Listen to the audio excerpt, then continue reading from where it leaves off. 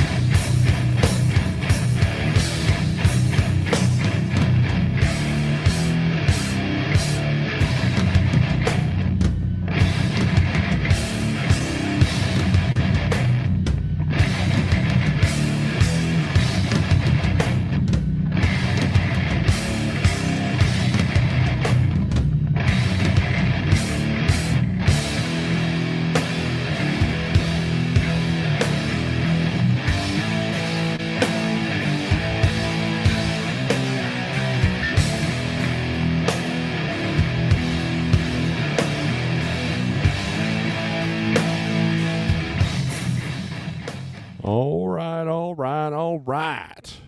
Good morning. It is Wednesday. What's the date? July 10th. I almost said 17th. That's not right. I've got a death metal show I'm going to tonight, I think, hopefully. So, hopefully you got your coffee. I've got mine in my Iron Maiden mug, which is awesome. I got this at a truck stop.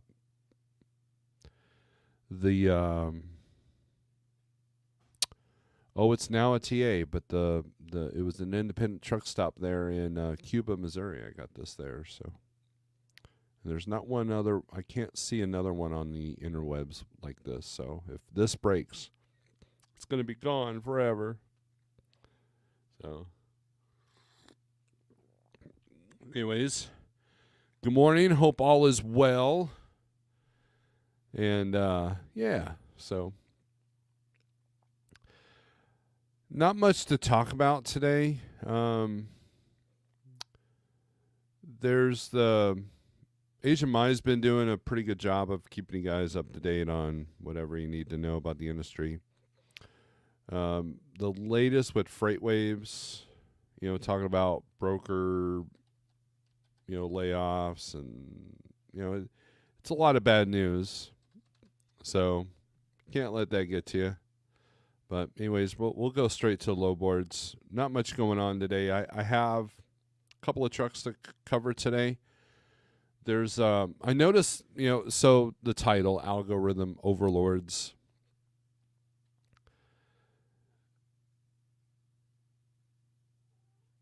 That was a term that a broker used to me yesterday, because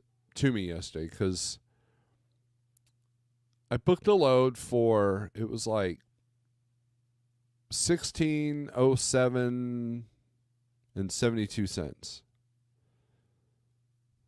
And I was talking to a different broker about that, and he also had an odd number. Now, if you go back to where I've talked about that negotiation book, Never Split the Difference by Voss, I think his last name is. He talks about using odd numbers to make it, as a strategy. Like, this is all we've got in it. This is all we can do. This is a calculated cost, right? And I wonder how much of it is that,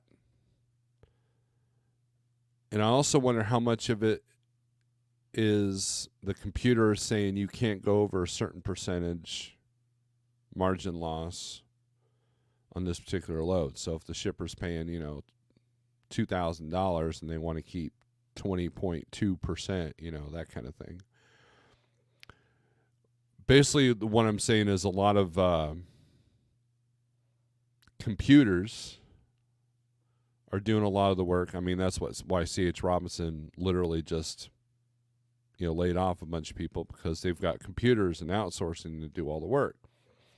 So if you guys remember when Uber first came on the scene, Uber Freight came on the scene, they spent a bunch of money. You went to any truck show, especially the Dallas truck shows, they had this big, huge spread.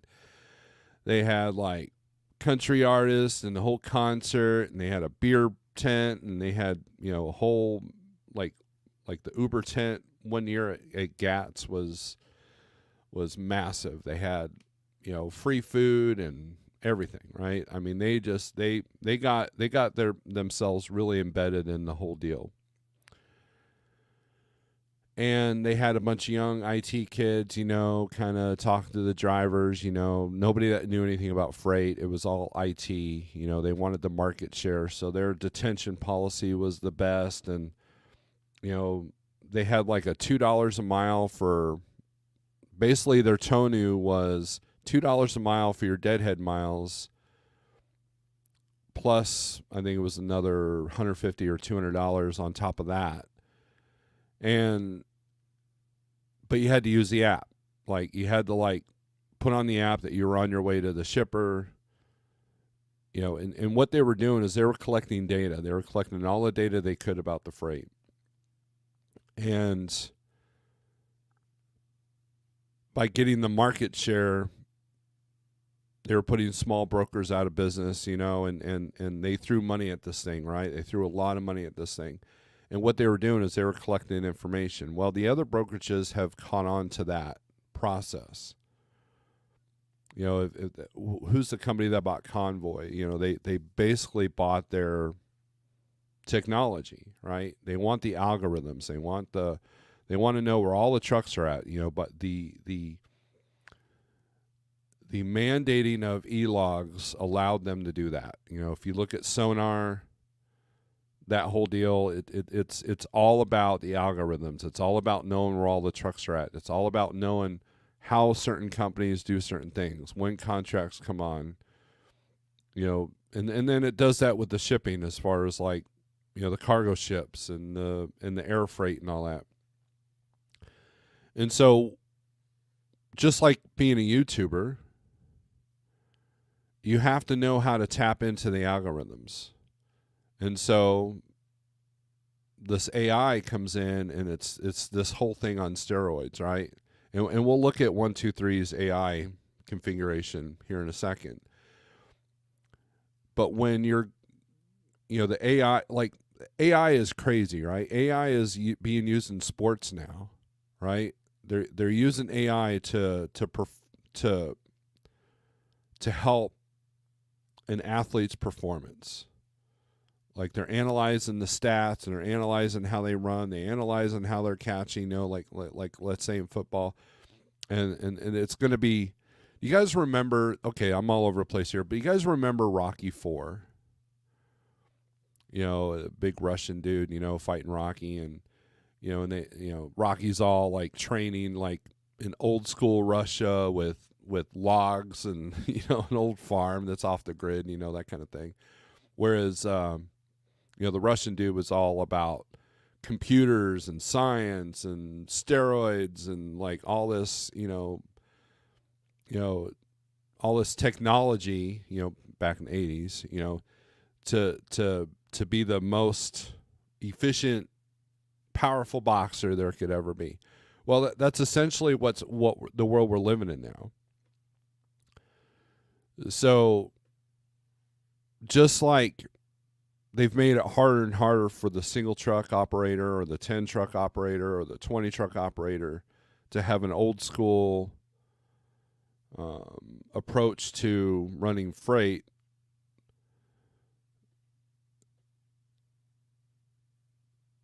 that's what's happening to the brokers as well. You know, if you're not a part of Go Highway or some other, you know, service like that, you're looking at potential fraud.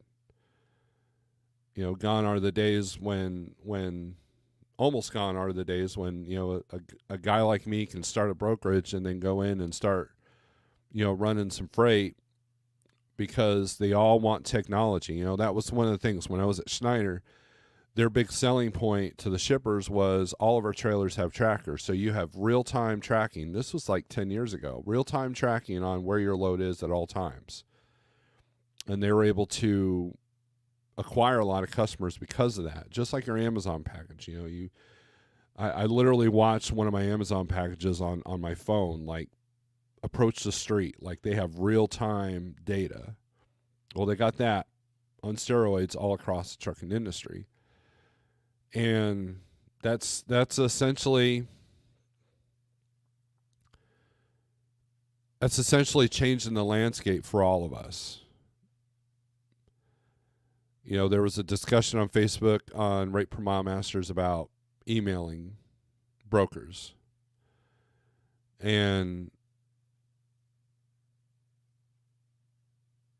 this guy showed a load on Truck Stop where he thinks he got scammed. Well, I mean, right there on the posting, it doesn't show an MC number for the brokerage, right? And something I want you to see if I can find that. There's a picture someone sent me. It might be in CDN's email. Let me look here.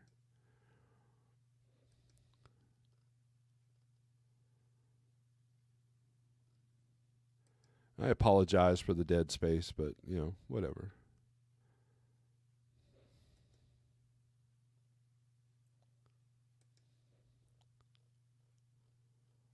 Yeah, here we go. Let me present this to you. Share screen. And see, now it's a world thing, right? Here you go. Top 5 countries by traffic share for DAT Truck Stop in 1, 2, 3. USA, of course.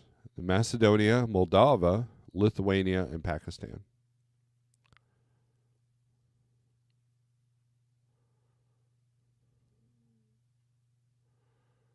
This is A says, but Rocky won that fight, proving the old ways were better. So why is all this stuff being pushed so much? Like these computer programs I've never seen an 80s movie.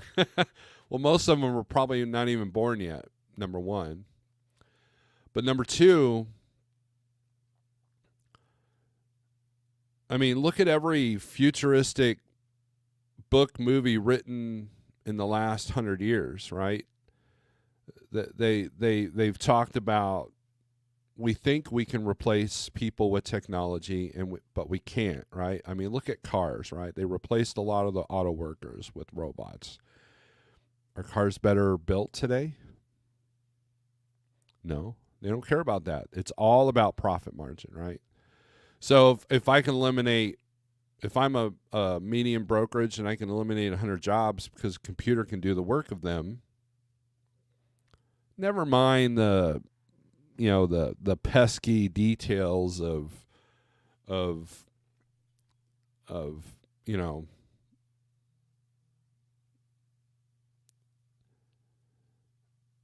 the pesky details of, you know, when things go wrong.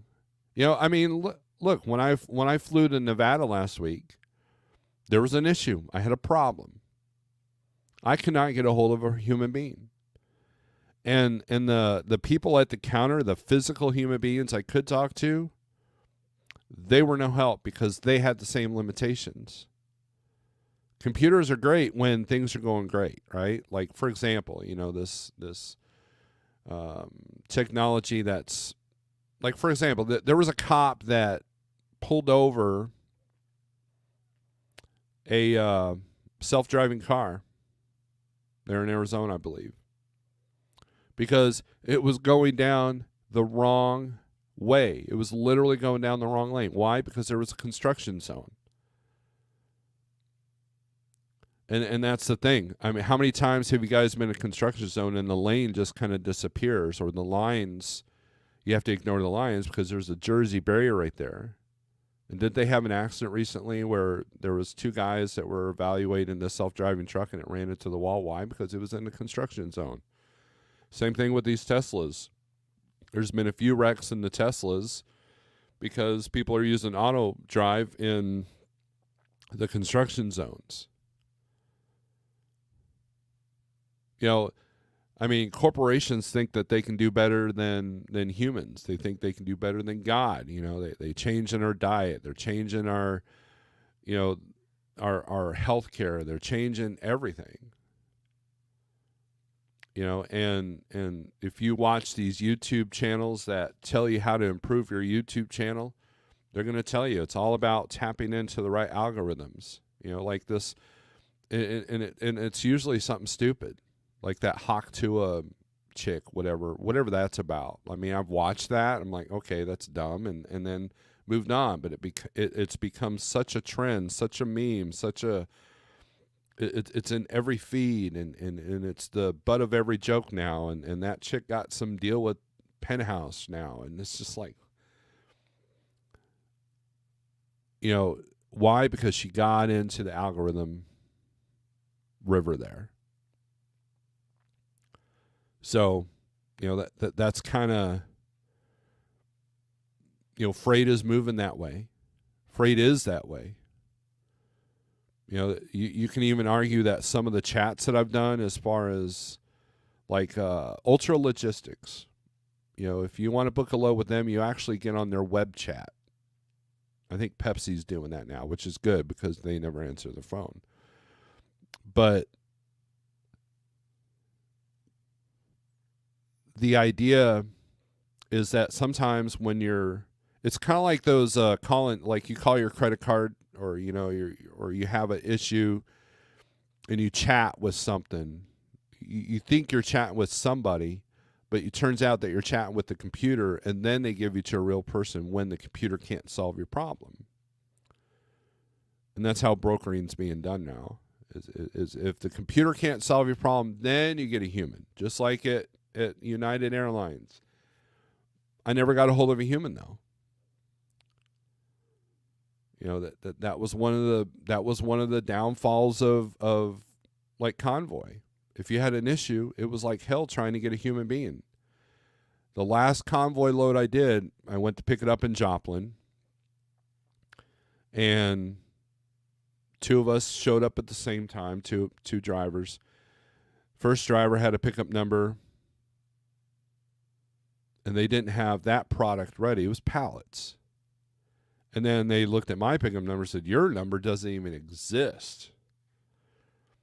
And so I called Convoy. They said, well, you need to hang out there just in case this is wrong, yada, yada. I'm like, and so I literally handed my phone to the lady over the counter at the shipping office to talk to the person at Convoy to tell them that they did not have a load because I'm waiting on this email confirmation, this, that, and the other. And it's like, no, you're literally talking to the direct person you need to talk to, and it still isn't good enough.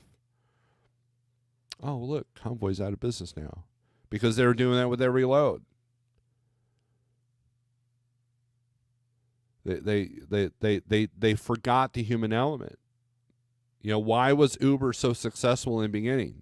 Because number one, they didn't care about profit margin. Number two, they wanted the human interaction to create the computer algorithms that they needed. You know, that's why they had all the parties and all the free gifts and the IT guys and gals, you know, coming up to you, asking you, you know, what do you like, what you not like, you know, all that stuff. Convoy was doing the same thing at one point. But once the human element was getting more and more distant, that's when these brokerages started to suffer. But see, people don't learn. They're not learning from these. You know, this Go Highway thing. There's a series of events that create flag events for the brokerage from the carrier. You know, if your VIN number's different, if your phone number's changed, if your email's changed, if you've moved, you know, all these things create red flags. And so if the broker that's booking that load looks at all these red flags and doesn't want to dive into them, then you don't get the load. But they have to dive in. The human element has to come in order for them to book the load. And that computer doesn't care about how many loads how long of a relationship you've had with this broker. The computer doesn't care. Computer doesn't care about customer service. Computer doesn't care that this particular shipper is difficult to get into. So not a lot of trucks want to go in there. So you usually have to put in a little bit more money to get someone in there. But now the computer says, no, this rate for this direction for this particular customer is always this.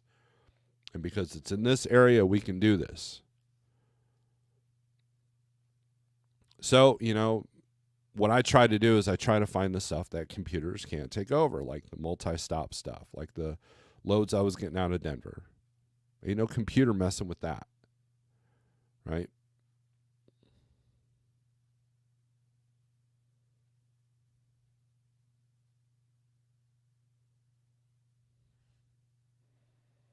And I'll get to the rest of the comments, but I want to highlight this one. Convoy, Chief Frailer says, Convoy sent me to pick a reefer load with my dry van once.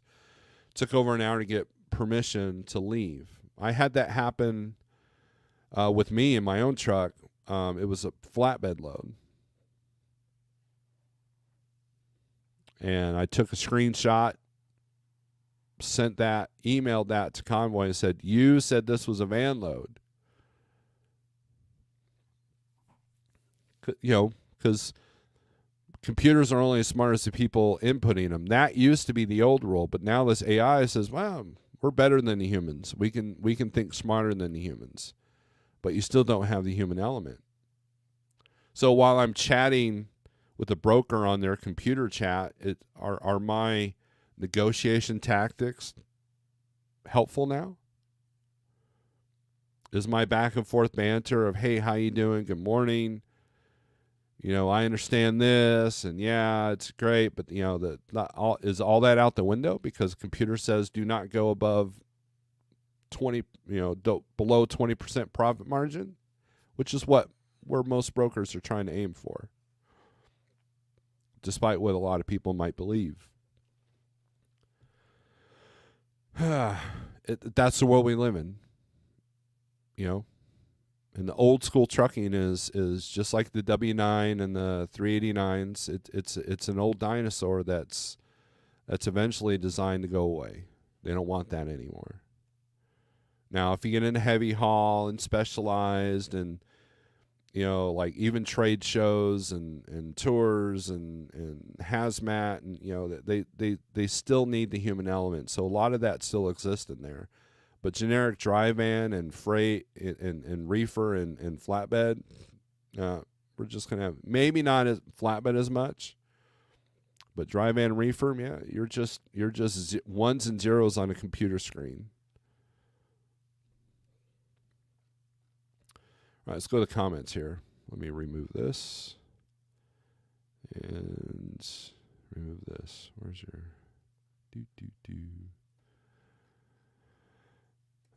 SST, we live in with the horns. There you go. Chief Freight Hauler says, good morning. Charity Sharp, good morning.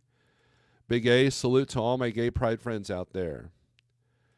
SST is laughing. Sterling Whale, good morning from Chemult, Oregon. You guys love watching me butcher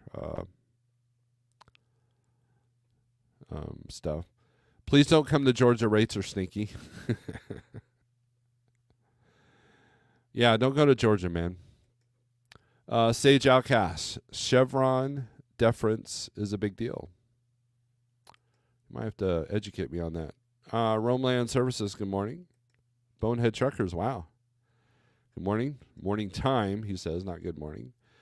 David, morning all from the side of the road. We got a truck breakdown going on. Southbound, what's up? Multiple JB Hunt agents told MS in the past, they couldn't book a load at a loss, ended in 0. If my offer was $4,500, they can only book for $44.99. Okay, let me reread that. Multiple JB Hunt agents told me in the past they couldn't book a load at a loss that ended in 0. If my offer was $4,500, they can only book it for $44.99. And I think that's what I'm seeing a lot yesterday. Some of the brokers are taking a loss now because volumes have jumped up. I mean, let me bring up that here. And again, I promote 123 low board, but I also use DAT as well. Because that's dial a truck's been the standard for like 50 years now, literally. So, and I'm gonna say something that's probably gonna offend a few people. If you are in the spot market, self-dispatch, and you don't have a paid low board subscription to either DAT, 123, or Truck Stop, and you're relying only on the free truck, load boards, then you are contributing to the algorithm overlords, because that's Trucker Tools and Truck Smarter. They're pretty much the same thing, and a lot of brokers have their own apps now, like CH and RTS and ATS, TQL. TQL has an app. Now, when you click on one of their loads, it still says call.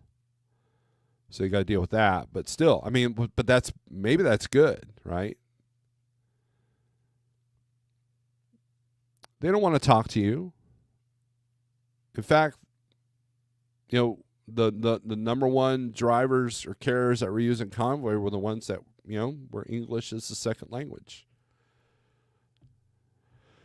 They don't need to know how to banter. They just, figure it out on the app, and boom, there you go. And that's the thing. So like during the vid, when rates were really low before the big rush, I was putting in these ridiculous bids in the Convoy with the loads that I normally did in this area. And back then, Convoy would tell you how much you lost the bid by. Like, oh, another carrier covered this for X amount of dollars. And so I could kind of see where everything was at. And so once that got to where I wanted it, then I started booking or bidding realistic rates. But even that will shove you out. Like if you call on a load that pays normally around $1,000 and you ask for $4,000, what's the broker going to do? They're going to hang up on you. Well, these digital platforms, they will literally lock you out. You can't see that load. My guy at Coyote, or 2 guys ago at Coyote, told me that's what happens. I go, hey, how come I put this bid on the load and it just disappeared? Yeah, it's still there, but you were way high. Oh, okay. Well, what's it going for? X amount. I'm like, oh, well, all right, well, thanks. And I saw the writings on the wall. This is like 4 years ago. I saw the writings on the wall. I'm like, man, this is going to cause this person to lose their job. And sure enough, what's happening at Coyote, right? I'll be lucky if I can keep my CH guy by the end of the year. Speaking of CH guy, there's Shannon. Good morning. CDM, morning, Steve. I am late to the party. That's fine. My party's usually late anyways. I actually started on time today. Master and servant business model. Yes, that's what it is. Sterling says, AI, the last puzzle piece in the tech revolution. It is. Member for 20 months. Thank you, Sterling. Cheers to you, my friend.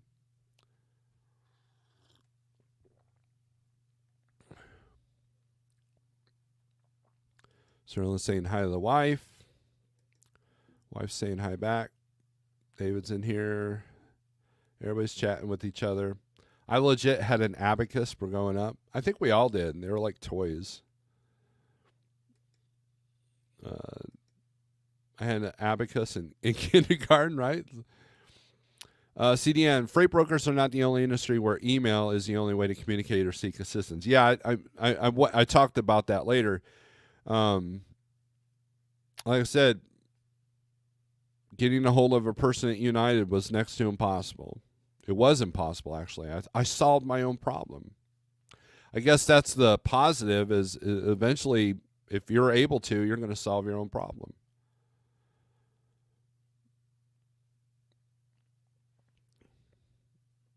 Henry Duncan, good morning. Good morning, caveman. Caveman. Gary, what's up? Good morning. How many times have people wrecked in a construction zone? Only a brain with experience and reckoning makes it through successfully. Yep. Stupidity should. It is. Well, it eventually becomes painful. Remember that corporations were once a small business. When a company grows into a large corporation, they go public, or so they need, or so big they need policies, efficiency, and profits are the focus. Yes. Well, we witnessed that at Schneider. Schneider went public, boom. Things started to. A lot of the benefits that we had over there disappeared. Same thing with Landstar. And, and CDM brings up a good point. It's our bad human actions that cause big companies to need policies and procedures. Right. That's why, Schneider, you're signing that you won't even use your phone on Bluetooth while driving. Because they realize that, they recognize that distracted driving is a thing, right? And they don't want the lawsuit. They don't care about your life. They just don't want you to kill anybody else. And so they have to overplay it. Now they're training videos. You can't even have your CB radio on. Well, back in my day, it sounds old, CB radio was a safety device. Still is. I mean, look at all the pileups that you have in the wintertime. That is distracted driving. That is following too closely. That's a lack of driving education. It's also a lack of the right proper safety tools.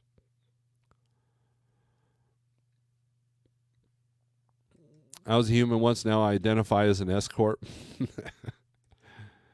Does AI factor in environmental or seasonal conditions, approaching hurricanes, winter storms, or large truck shows like Matt's? Not yet.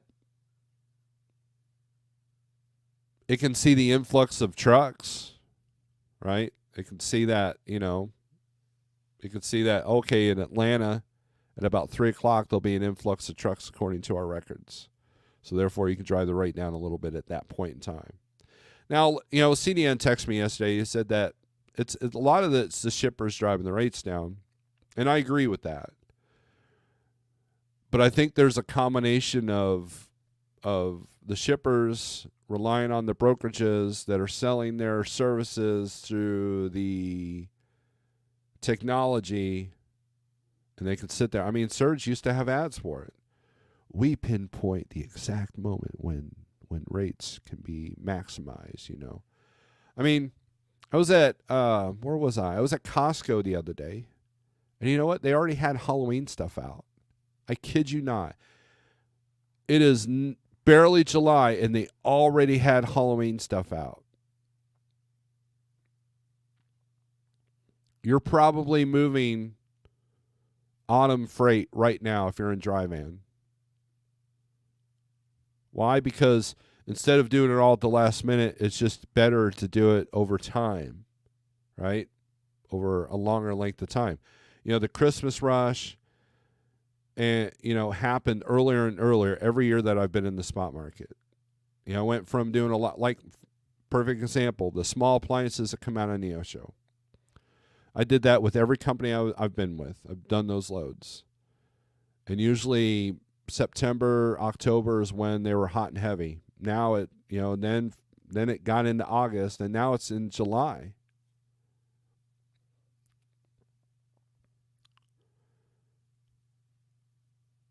On non-perishable stuff. Now, if you haul a lot of frozen fruit in the reefer, I mean, Look at the package of some of your like frozen hamburger or frozen stuff like Hot Pockets or whatever. Look at the expiration date on those packages. It's quite a ways away. Even processed lunch meat like cooked bacon or bologna and stuff like that. Look at the dates on those.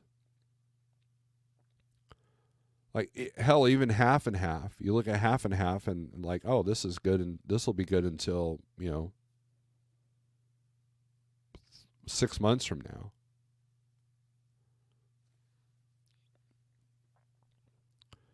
Because they don't want the feast and famine pattern anymore. They want to be steady. And the problem with that and what's going to throw that plan off is the cost to run a truck right now are through the roof. And so as more and more carriers go out of business, these AI computers are going to struggle with that.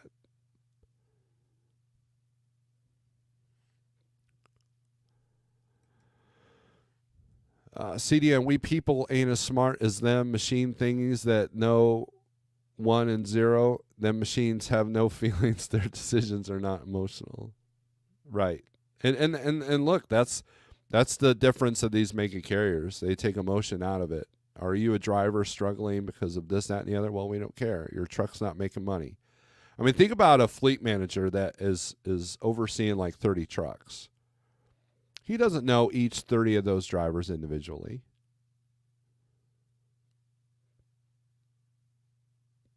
But the computer is helping him grade each truck, grade each driver, grade their performance on their on-time delivery and how often they need help, if they're self-sufficient, and those, the computer tells the fleet manager all that. Hell, there's services you can buy that will do that if you're an independent dispatcher or if you're a small 30, 40 truck company that needs help with that. They have services that use AI that will help determine, how to keep each one of your drivers moving. And so when you look at a load planner, like when I was at my old company, I had a load planner. All that guy is just doing zigzags. He's not, he doesn't care about whether that shipper's a bear to get into. He doesn't care about, he doesn't care if that driver hates that particular load. If the driver calls, said, I refuse to go into that paper plant. Well, then he's got to redraw lines. Well, guess what? You're going to be lower on the totem pole. That's what a lot of people don't realize is if you're working for a company, if you're a company driver watching this, which I doubt there's not many of you,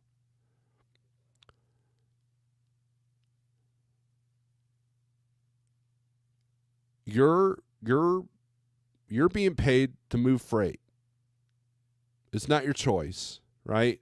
So they tell you that it's not forced dispatch, but I guarantee you that let's say that I had 20 trucks and I had a contract with French's Mustard here in Springfield. So I hire 20 drivers, and the only thing I care about is freight being moved. This freight has to be moved. I got to take care of this contract with French's, or I'm going to lose it because Prime's on my back to steal it. Some scenario like that. And then I distribute all 20 trucks their loads, and then there's one guy that goes, man, I ain't going there. That place sucks. Well, where you go here? No. Will you go here? No, won't do that either. Will you go here? No. Okay. I'm going to put you in the bottom of the list, and if there's any extra loads, that's you'll get that. Or I could sit there and say, well, do it anyways, and then they leave. Right? And you know how many owner-operators do that to themselves? Think about that. I did a whole thing. Would you hire you? Hey, I've got this load. It's really good paying. It needs to happen. Can you do this? Nah. I don't go northeast. I had a driver tell me, turn down a $3 a mile load out of Denver that was paying over $6 to $7 grand. I can't remember. I think it was like $6,800. He turned it down. I don't go northeast.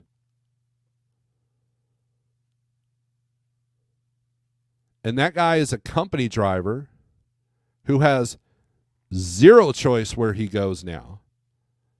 And this was a guy that was always asking, borrowing money. And guess what? He's out of business right now. He's a company driver now.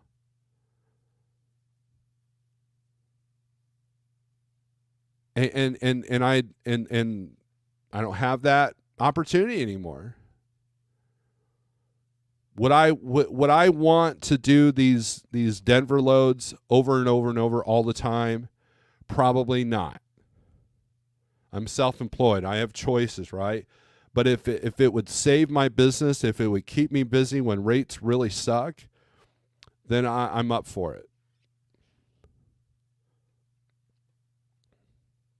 You know, when things were getting kind of tight around here, I ran more than I normally did. I went into areas I didn't like. You know, that's a part of trucking.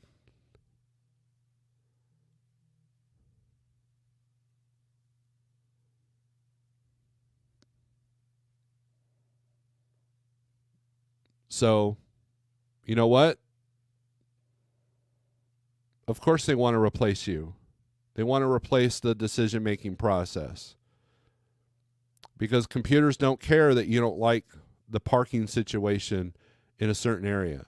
The computers don't care about the fact that it might take 8 hours for Walgreens or somebody else to unload you. It's just a matter of mix and match. The computer will tell them that it'll take 8 hours to unload. They notify the driver, sucks to be you, dude. Here's your load. And off you go.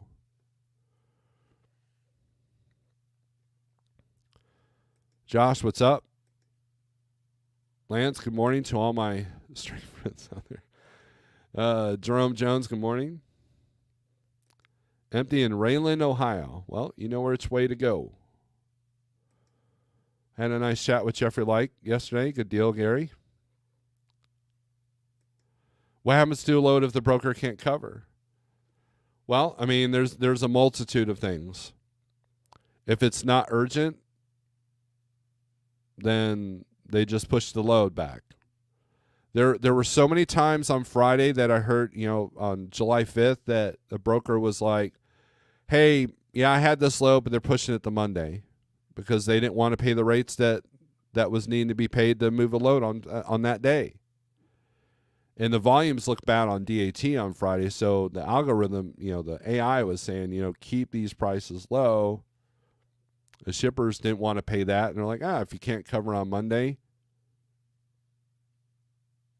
or if you can't cover today, it can go Monday, no big deal. Which is why you're seeing Christmas rate earlier and earlier, because it's not urgent anymore.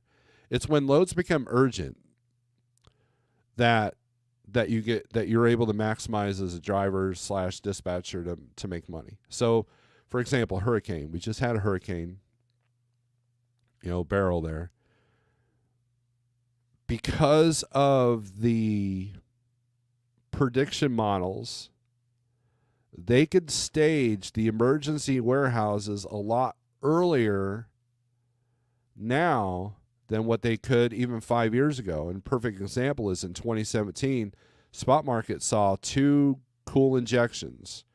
One was the mandating of the e-logs, and 2, there was like 3 hurricanes in a row. And so people were making money left and right at FEMA. Back when I was at Landstar, people told me the legendary rates you were getting for Hurricane Katrina. People basically staged in a parking lot for 2 months, making $1,000 a day just to sit there with a load of bottled water with a load of generators. Right now, all that stuff's power only. The FEMA said, you know what, this kind of sucks. It's expensive, so we got to figure out how to reduce this cost. And then, of course, technology has made hurricane predictions a lot more accurate. And so now, like a week before the hurricane hits, they could stage everything correctly,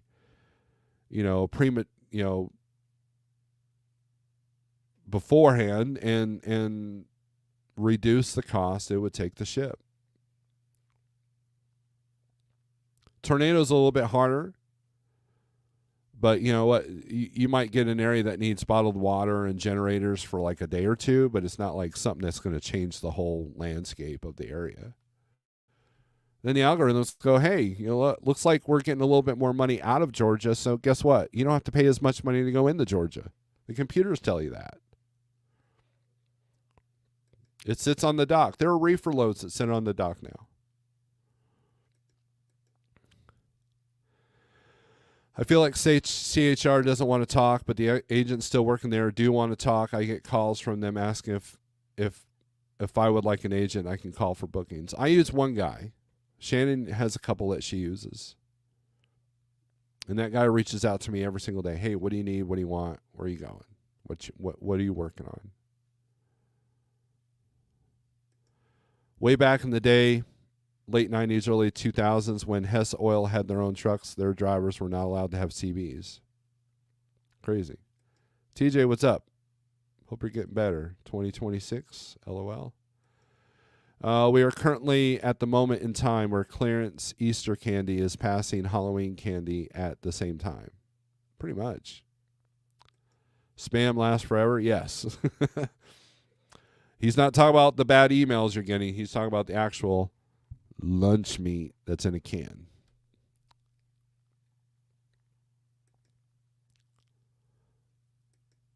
Sterling is brilliant. Trucking don't care about your feelings. Right. It doesn't. It really doesn't. Gary, it depends on your relationship with shipper. If it was a bid load, then shipper resend to several brokers. If you're the exclusive broker, you have to take a loss to cover the load. There you go. No forced dispatch means you're free to starve. That's pretty much it.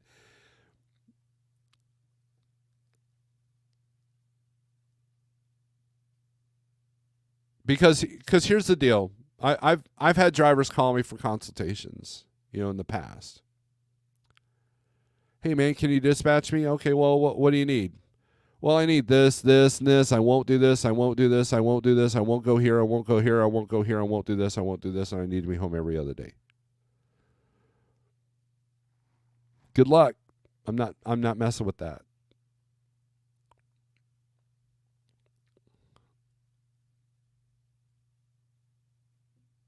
What I try to do is I try to find the balance of, like, for example, there was a load yesterday I saw.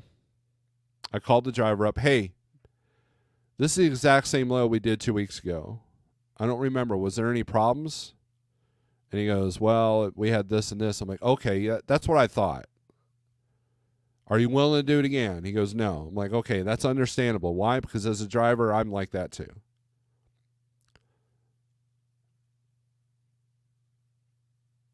Because I wasn't losing anything by not giving him this load. And we actually found something a little bit better. But those kind of decisions have to be made by a human. But here's the thing.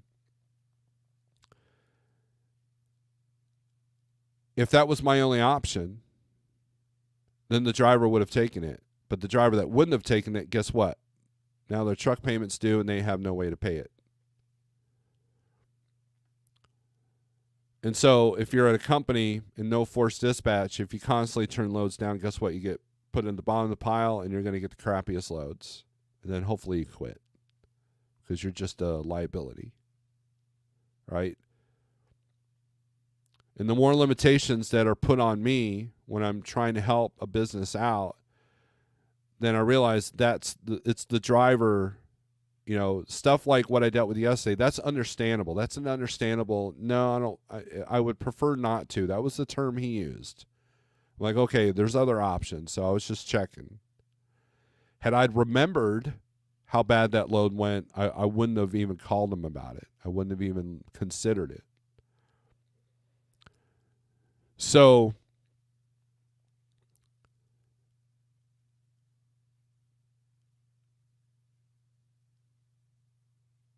being in this business as long as I have been, I notice patterns with drivers. I notice patterns with owner-operators. I notice patterns with companies. And the same patterns always create the same results. There's never been a time where like, wow, that driver's really picky, but he's actually making a lot of money.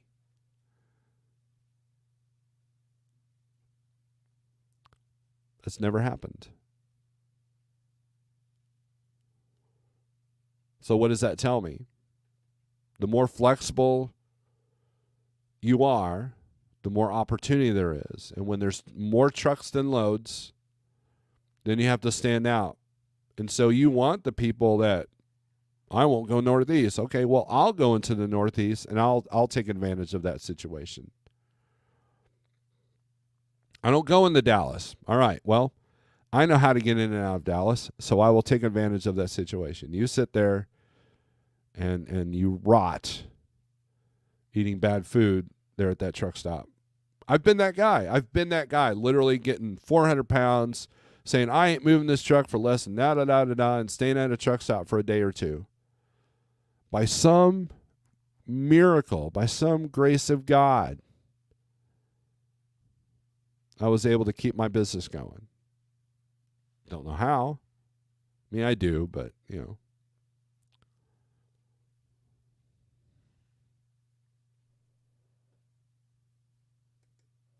Chief Freight says, every time a broker asks me if I'll go to New York City or Long Island, my reply is that it won't be cheap. There you go. Northeast isn't that bad until one hits Philly, east, and north. So think about this. Think about someone who lives, let's say they live in Newark.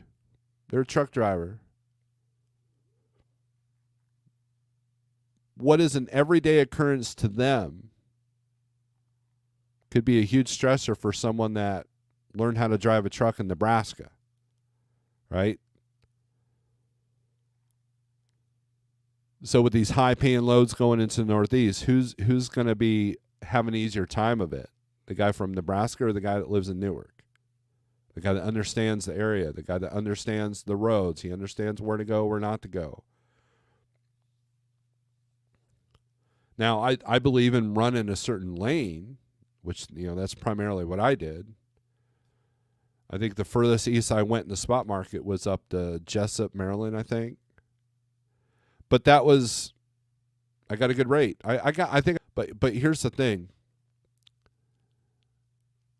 I've ran the Northeast as a company driver. So it's not a big deal. I've been to Maine. I've been I've been to every state as a driver except Nevada. Nevada's the only place I didn't run a load to or through. And I even went to California once. Do I know California like the back of my hand? No. Do I know Pennsylvania better than I know California? Absolutely. And so the aerial view that I have, I can look at, okay, well, taking a load into Pennsylvania, there are things that affect your profit margin, such as tolls, fuel. Same thing with California. There's good money running up and down I-5. Well, why is it good money? Well, because fuel's like $7 a gallon out there. That's why. And it takes a lot longer to get anywhere. You got a 55 mile per hour speed limit, which the ELD will tattle on you if you're breaking that. And then you have all the traffic jams like in LA and all that. To me, LA is worse than Chicago. I would rather go to Chicago, downtown, versus LA.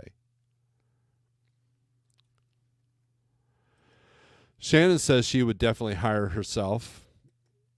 I bet if you input all your costs, equipment type, region with AI and ask it to find you a 12% profit, it will send you on loads you think are cheap. But guess what? 89% chance you'll be profitable. That's interesting.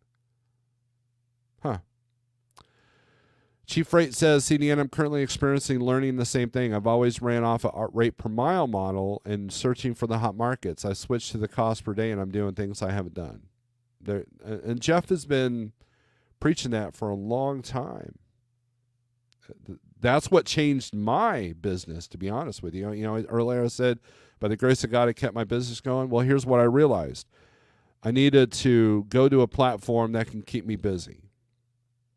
And when I got to Schneider, I didn't even pay attention to the rate per mile for the most part.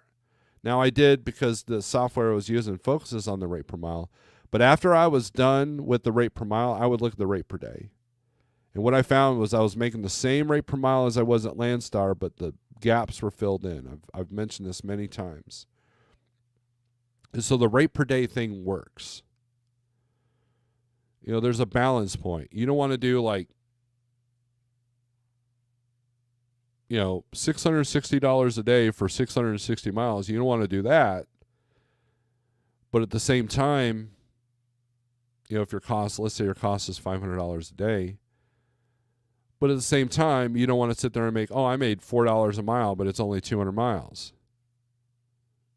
or 100 miles. So now, 100 miles at, now you're below your cost per day, right?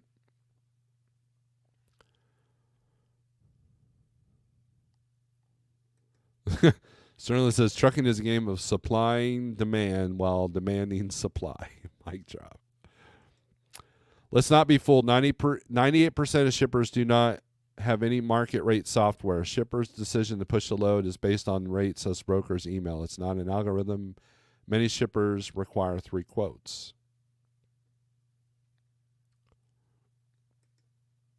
Pam, what's up? Shadow Wolf, what's up? Just checking in to see what's going on. Good morning. Coffee time for me. Gary says, I try to be flexible and I'll go anywhere. I've been even talked into going to the Bronx. Look, I'll go in the Bronx, but it'll cost, right?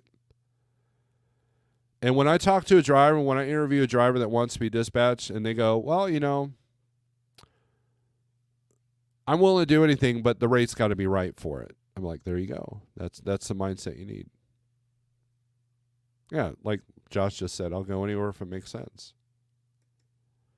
Clyde, what's up? Hope you're doing well. Fate, I'm in the Northeast all the time. No money at all out here. Stay away.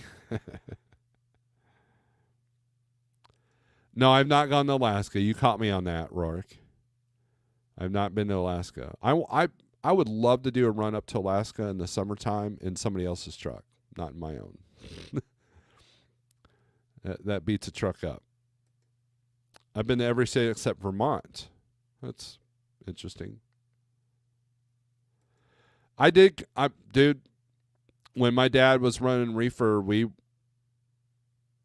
go from Arizona produce all the way up to Hunts Point, New York all the time. Now, I wasn't driving, obviously, back then, but I saw what he went through. Now, I used to go now as a driver myself, I used to have to go into Newark all the time. I went to Baltimore all the time. I never went across the bridge into New York City. I never did that in my own truck, but or in a company truck either. But I got pretty lucky on a lot of that stuff. But I went to Maine all the time. Went to Pennsylvania a lot. I know Pennsylvania pretty well, especially up and down the turnpike there. I even went into Pittsburgh for a multiple pickup load. It was a multiple pickup load of alcohol. Actually, multiple delivery. Yeah, because I went from Pittsburgh to College Station, PA, which both are equally not truck friendly, but in different ways. The only state I'd ever went to was Rhode Island. I ran them all until last, except in the Northeast. Got tired of them. Did it hurt my bottom line? Yes, but not that much. Right. So that brings up another point. If you don't want to go Northeast, fine. I don't blame you. Profit margins are lower there because of tolls, and time, yada yada. Right. However, if it would rescue your business, you would probably do it. However, if you, like, for example, if you understand that you need to be home every weekend, which, I was always like, I'd like to be home every weekend, but I'm not going to put myself out of business over it. That's how you have to look at it. I'll work a weekend. I worked plenty of weekends. Hell, I've done a couple of 34s on the road. No big deal. I say a couple. That was when I was running my truck here. For the most part, I did my 34s at home. Under load, usually. So I was still maximizing my money. But I live in a good freight area, so I can do that. I live right off of I-44. I could do that.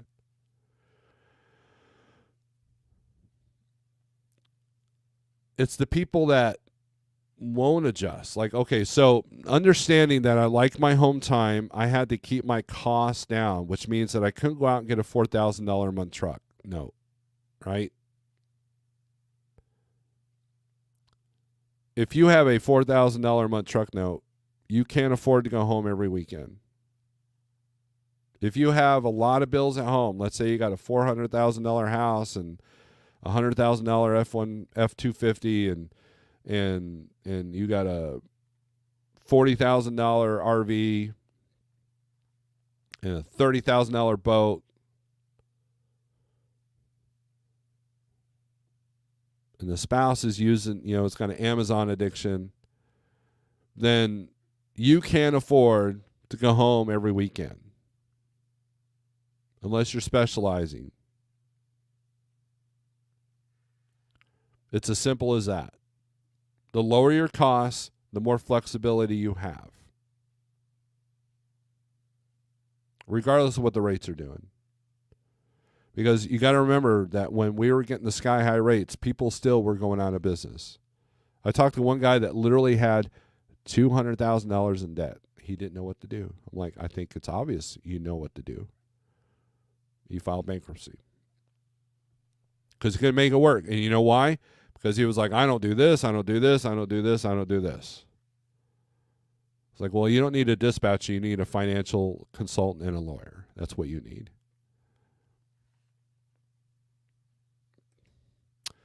Or like those YouTubers that say don't haul under $2, but then take $3 a floor and deadhead the same mileage back home. Right? Exactly. Not understanding how the numbers work. Am I able to see rate trends on 1, 2, 3 for months other than the current? Yes. I can demonstrate that right now. So let me oh my gosh, look at that. Oh no, there's no freight. All right, so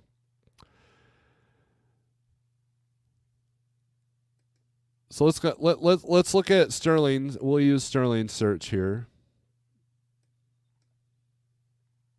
Yakima.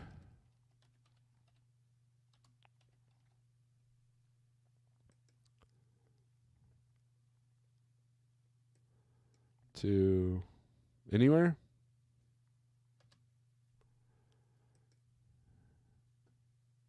And we want reefer. We'll put van and reefer here.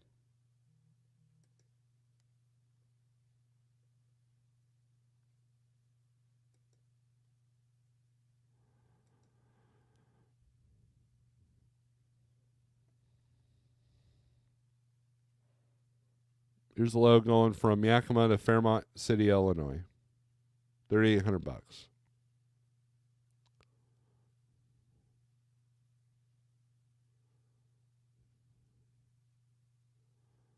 So if you come down here, it used to show you the rate, how much it fluctuated.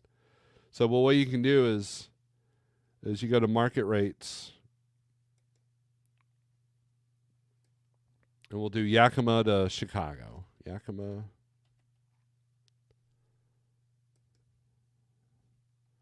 Chicago.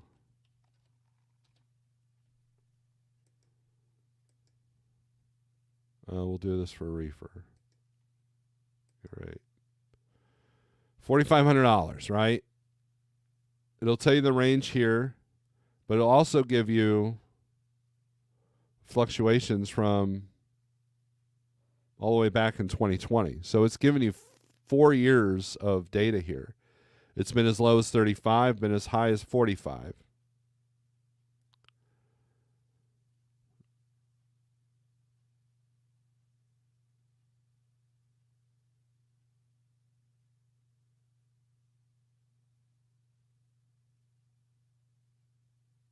As you can see, there was a spike. And then it will tell you this is based off of 14 reports on these checks here, the rate check, cargo chief, and green screens. And so when you look at this, like green screen, AI's got this all over the place, $1.72 to $2.51. What would cause that in the reefer world? Well, produce season, obviously, right?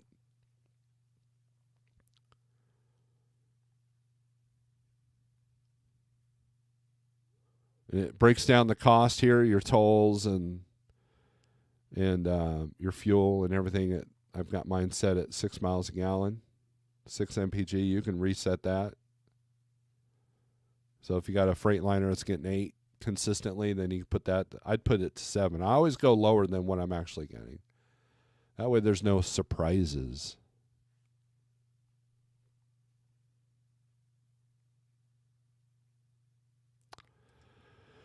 All the igloos in Alberta will melt today. It will be 90 degrees in my region. Heat warnings all over the news. Yeah, we've been dealing with that too. Cheap Freight says there's a good place to go when you're broke to work. Dave Ramsey.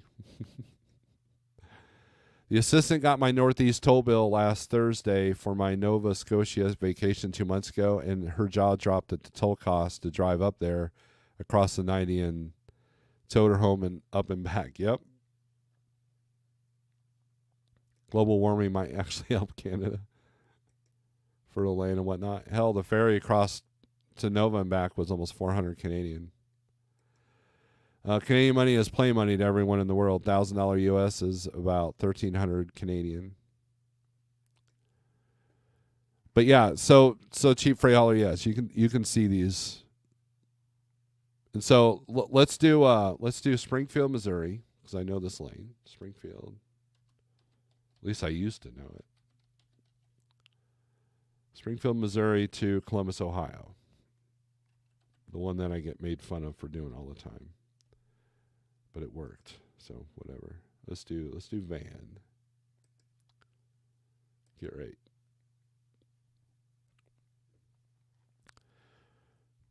Negotiation strength is up.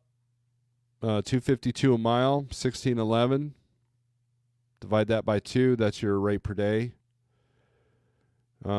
Takes about 2 days. It's about 2 shifts to get out there to Columbus. Now let's look at the fluctuations. So the yellow 2020, it was all over the place. But for the most part, 237, 325 in 23, of course. But then 255, 226, 250. So not a whole lot of fluctuation, except for the extremes.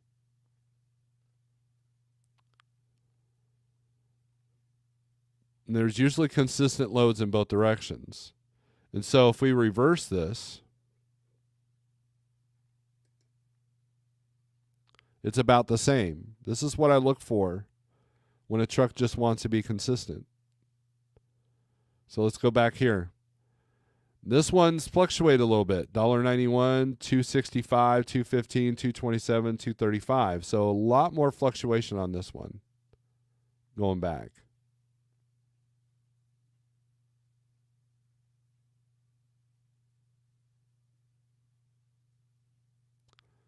Click on this rate analysis. Rate analysis provides you with the high, medium, and low rates based on the current year and can help determine fare rates based on this year's market conditions. So it must be going like back a year.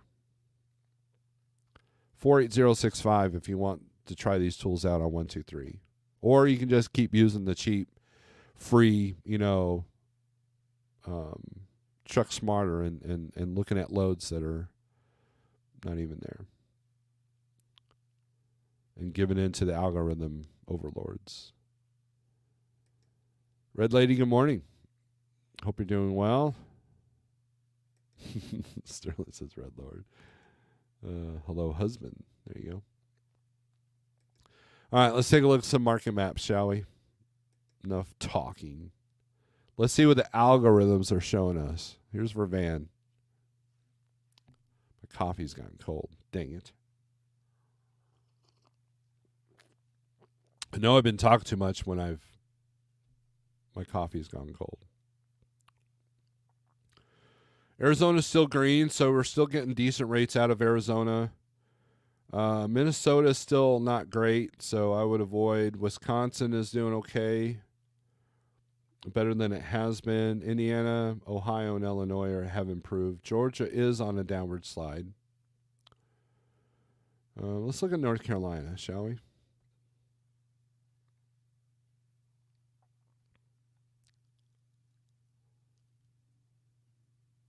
See what the highest paying thing coming out of North Carolina is. Overall rate.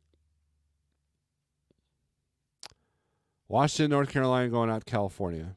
They're actually breaking $1.30 a mile. Imagine that.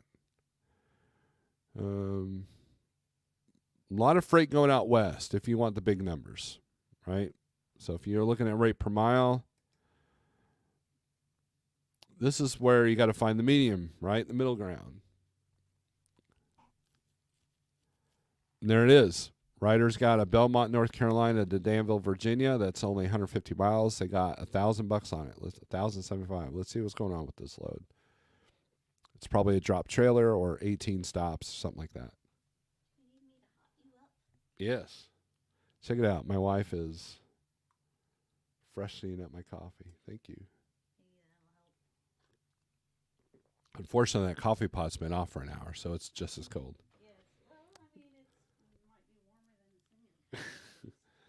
Thank you very much. Thank you, wife. She loves me. I know it because I can't stand me, and she obviously does. So,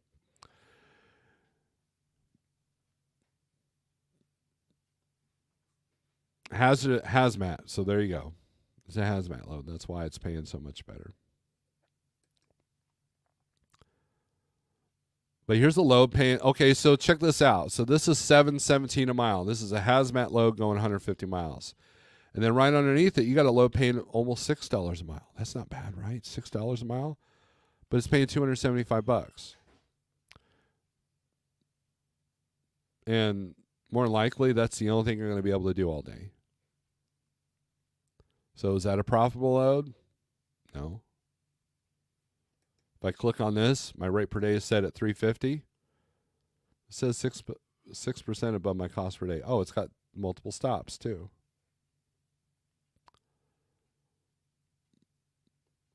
This is probably a shuttle deal, right? Probably a shuttle kind of thing. So I scroll down until I see something like this. This Brown Summit going to Shippensburg. They've got 1,300 on it, $395 a mile, 329 miles. Let's see if it's hazmat. Consumer products. Shippensburg, I think I know what that is. But I'm not going to say because I'm not 100% sure. And look, it's above my cost per day. $395 a mile. What's my toll bill on this? No toll costs. Look at that. Fuel is going to be $260. Actually, no, $209. And my 20%, that the carrier gets is going to be $260. So this would be a profitable load for me. Look at that, $831 over $358. That's got a good rate per mile and a great rate per day. Now, if it takes me 2 days to get out of there, then obviously, or if I sit at the truck stop waiting for a load for 2 days, obviously that rate per day goes down, and now it's a loss. Correct?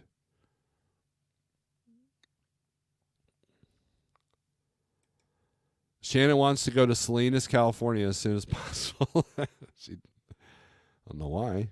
We are going to be in for a very bad winter. Bucks around my ranch are already growing their racks. Spotted a big old 8-pointer that looked like he was starting to molt already. How's the ranch life going, Orion? How you doing?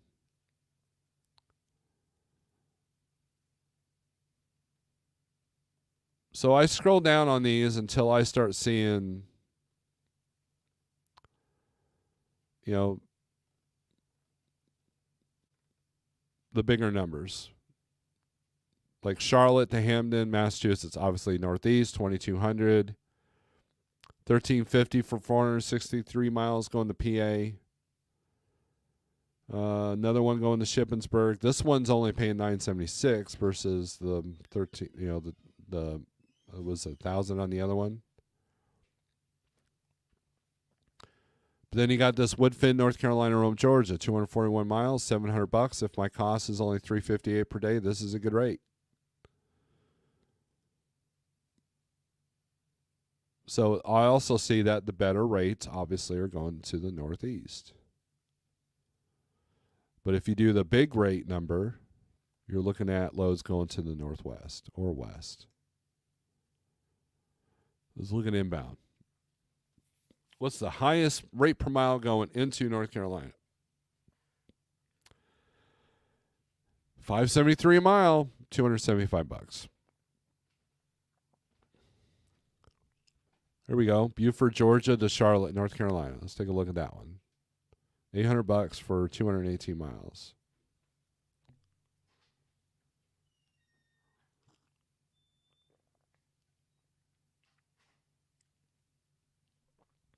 Picks up at 3 today. Hazmat. Again, more hazmat loads.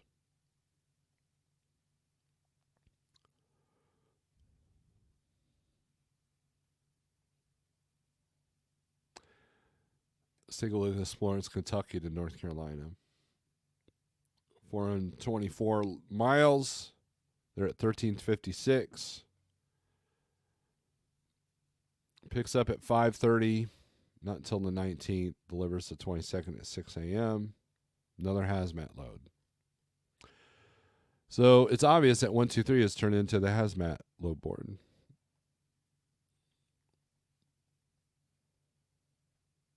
Here's another one. Athens, Alabama to Candler, North Carolina. 342 miles, $1,000. Pretty easy $1,000 day. Let's see what's going on.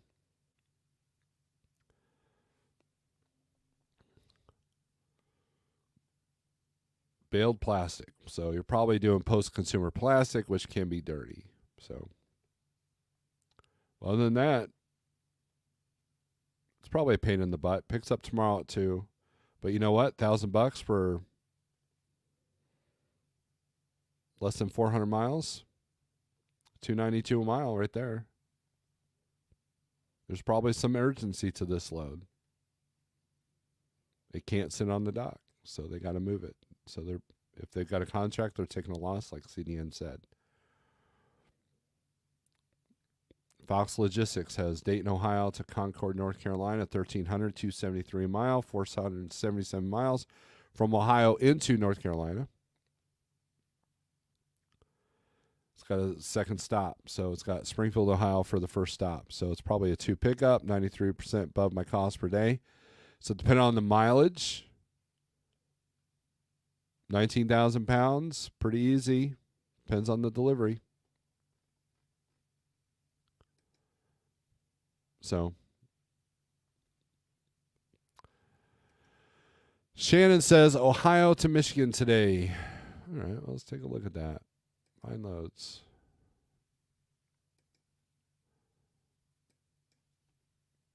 Ohio.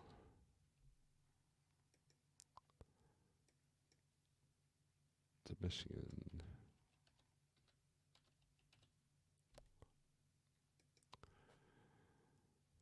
Let's take out reefer. Shan don't do no reefer. All right, search. The brokers that posted hazmat loads are the same brokers that took the online broker course last year. Probably. Okay, he said that twice. Akron to Detroit, right there, $400. $700 to go from Dayton to Grand Haven, Michigan.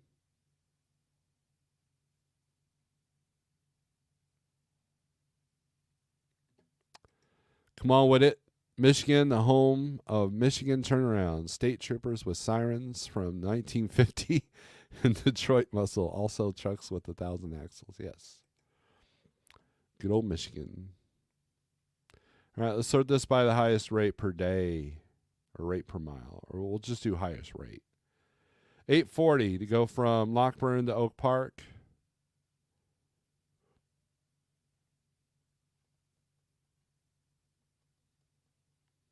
And an awful lot of not posted rates. So sort this by age. See how many last minute postings we got for today. There's not many for today as far as like postings. So depending on where you're at in Ohio, Shannon. Let's look at this Lockburn to Oak Park. Man, have I been live an hour and 20 minutes? That's crazy. That's dumb. No wonder my coffee's cold. that my wife helped with. 30,000 pounds looks pretty standard, except it's got 2 stops, 2 more pickups, or is it deliveries or pickups? So this is an LTL kind of thing, probably. So it depends. If you can still get this done in the day, if your cost or my cost is $358, it's barely, it's $433, but it just depends on how long it takes to do all those stops. If they're quick 15-minute stops all within the same area, then go for it. But if it's like huge miles out of route and the stops aren't coordinated correctly and there's 1 delivery each day, then that's not a good load at all. So Cheap Freight says, I like Michigan troopers. Georgia thinks the trooper needs 700 lights on a car to be seen. Detroit Muscle is one of my favorite things. Yes. Florida, the home of newlywed and the nearly dead. Yep. So, all right, let's take a look at reefer here real quick. Fly. Oh, look at Colorado light up. Let's take a look and see what's coming in out of Colorado. Oh, here we go. Littleton to Sparks, Nevada, $2,500, $230 a mile. $221 to go to Little Rock. I would take this load over the other one, probably, because a little bit easier time to get out of Little Rock than it is Colorado or Nevada. I mean, maybe, I don't know. It's reefer, so I don't know. I'm not good with reefer. They're 1,800. Rate check's got it at 21. Cargo check's got it at 15, so it's on a downward trend. But looks like it's an upward trend, 25% above cost per day. Picks up today at 7 a.m. and delivers tomorrow at 12 p.m. How many miles? 813. So that's going to be a challenge. So let's see what their credit is. I've never heard of that broker. Well, they're pre-approved by Thunder. They got a 95 with trans credit. They are not a TM member. So there you go.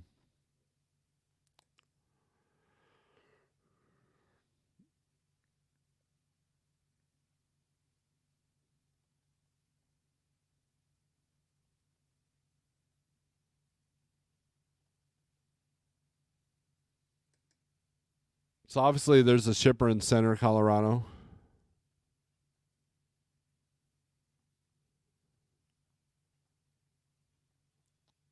Posted at 9:10 a.m. on 7:10. Check pickup date for load dates. 94% above my cost per day. 5,200 to go from Colorado to Boston. My guess these are multi-stop loads of frozen product. But I'd be curious about what this is. So it's just a matter. Look, here's the deal. It's just a matter of poking around on low boards, look to see what's what. And then you might notice something that you've never noticed before. You might notice a lane that didn't exist. And, it might exist now, but it won't exist later, like this Colorado. I've never seen it green before. Just like Idaho wakes up every now and then. New Mexico's green now. That's certain parts of the year, especially in Van, right? So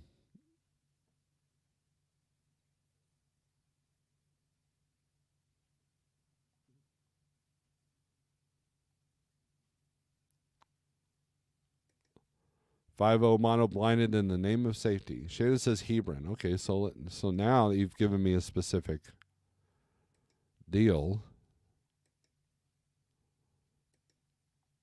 let's do Hebron.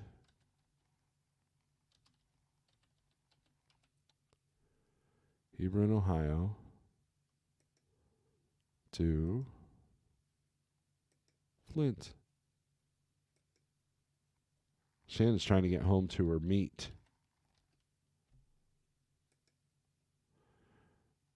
All right, 200, do 200. Pick up today, tomorrow, apply, man, search.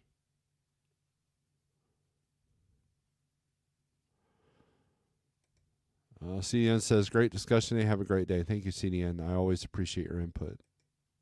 I've always wondered about operating costs, reefer versus van, what you need extra in reefer to make it worthwhile over van. I think those numbers are out there. I had a driver switch from van to reefer, an outside carrier I was dispatching for. And essentially he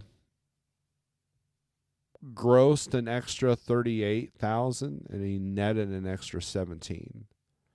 I forget what he told me what the cost per mile was, or the cost per day additional that the reefer created.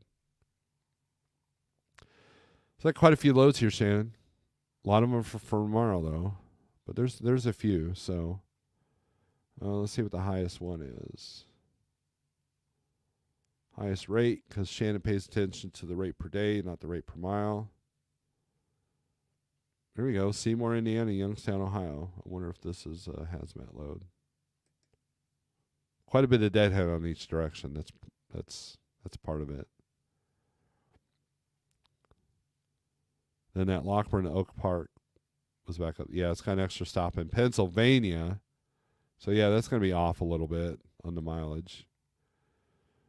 Let's see. Ontario. I know Shannon don't want to go to Canada. 750 go from Kendallville, Indiana to Middlefield, Ohio. A couple going to Gas City. That's probably going to be Walmart.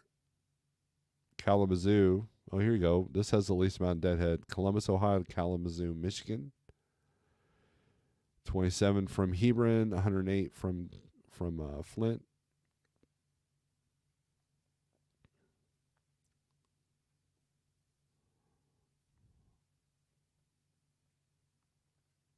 £25,000. Appointment date. Appointment required. So that's for tomorrow to Wednesday. It's for Thursday to Friday. So you go home, get what you need, and then leave out of Michigan on Friday. Now, with that being said, let's take a look at, let's see what Michigan's doing on volumes. And van. It is green. It's got 299 outbound and 406 inbound. 1,800 to go from Kentwood to South Carolina.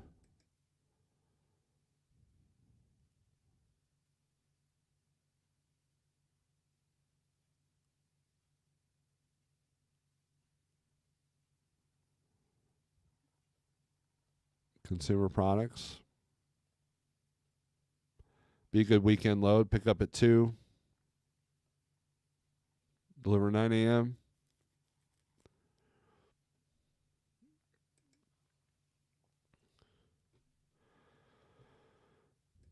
Your highest paying load for the long haul stuff is $19,825. Go to South Carolina. There's your load, Shannon.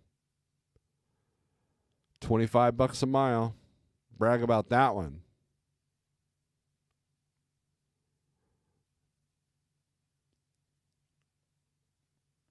My guess that's a typo. My guess is they want that at 1982. 17,000 pounds. There's your load. Give me a truck. I'll do it.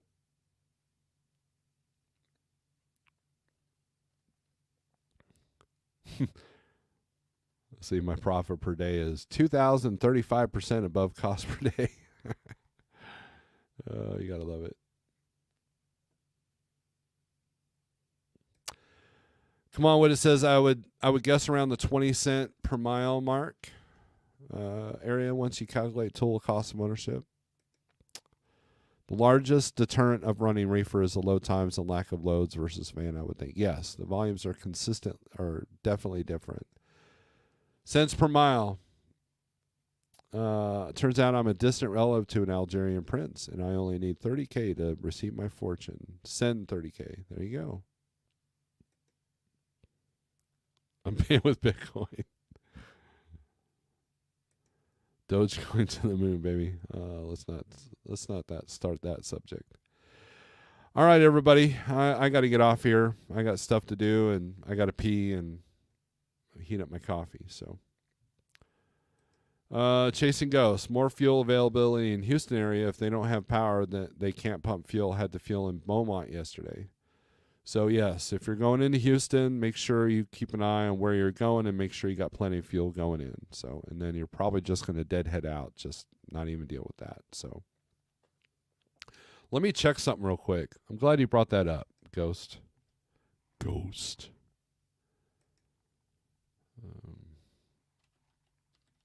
Let me bring something up here real quick.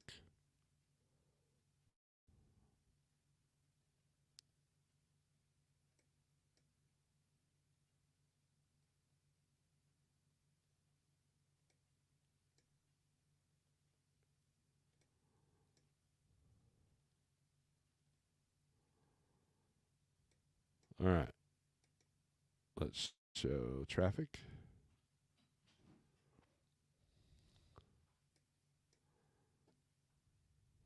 All right. Let's show the screen there.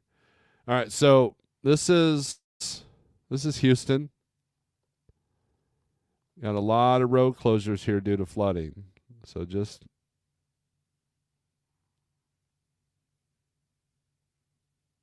be aware of that. And then yes, the power outages. I've had to give low backs due to power outages before.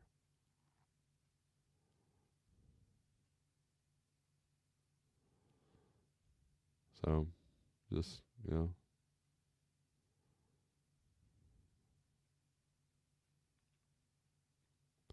So just be aware. All right. Everybody, come on with us. Says thanks to everyone. Have a great day. Plenty of freight in Houston, but it's all hazmat or pipe. Yes, I agree with that. All right, guys. Thanks for guys and gals. Thanks for watching. Strength for today. Hope for tomorrow. Bye.